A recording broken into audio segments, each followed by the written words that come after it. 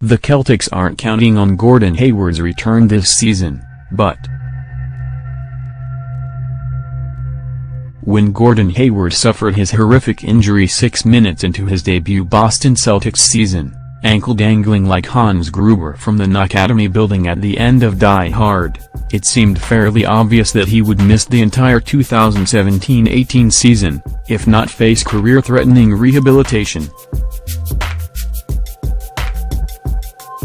In the hours and days that followed, there was optimism that Hayward's condition may not have been as traumatic as initially feared. There was a clean break and no damage to the cartilage, which were both signs he would return to full strength. A source with direct knowledge of both Hayward's pre-surgery condition and the healing process of similar injuries told me back in October of the possibility he returns this season. You never know. It's not like an ACL. The possibility existed, in other words. Follow Ball Don't Lie on social media, Twitter, Instagram, Facebook, Tumblr. Then came the successful surgery and the team's statement, no timetable has been set for Hayward's return, but he is expected to make a full recovery. The words season-ending were nowhere to be found, but both Hayward's agent Mark Bartelstein and Celtics president of basketball operations Danny Ainge tempered any excitement, suggesting the team shouldn't count on Hayward this season. But there's a difference between not counting on somebody and ruling them out entirely, and the Celtics were careful to do the former, taking pressure off the All-Star in his rehab, so as to avoid persistent questioning from media and fans about his status, while also not casting all hope aside. All of which brought us to this weekend, when Hayward conceded to the Boston Globe's Adam Himmelsbach in a wide-ranging interview that the thought of returning in 2018 hasn't escaped him. It's definitely in the back of my mind. I'm definitely pushing to get back as fast as I can, while making sure that I still have a lot of good years of basketball in me.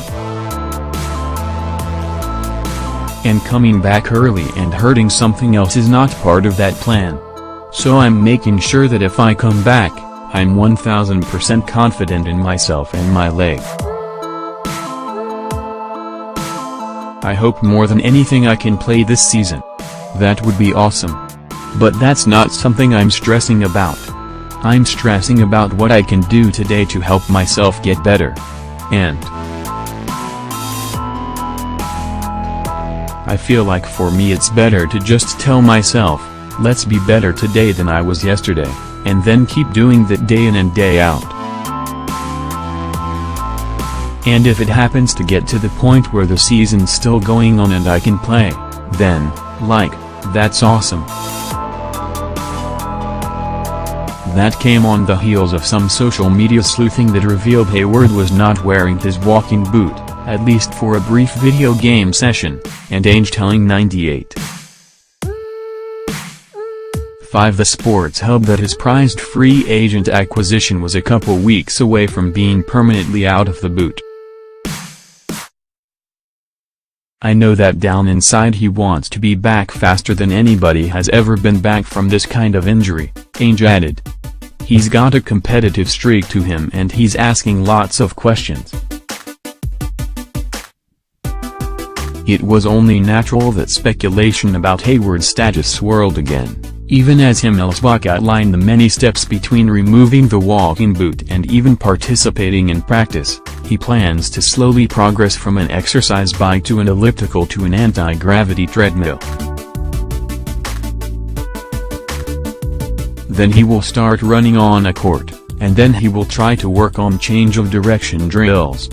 Then, non-contact work, 1-on-1, 3-on-3, 5-on-5 and maybe, just maybe, his return, still so far on the horizon to see now.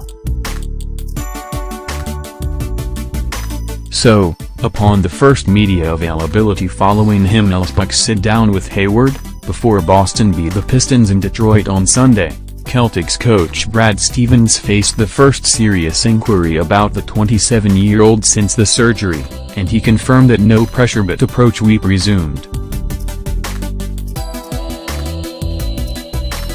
He's got to find any motivation that he can find. And we're certainly not going to put limitations on what he tries to do, Stevens told reporters, via MassLive.com's Jay King.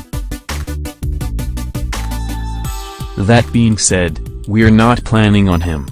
All of the talk from Hayward is really good because it indicates that he feels really good about where he's headed, and he should. And that he's going to be fully healthy when he does get back out on the court, which he should. So that's the positive of it, but we don't want to put that on him.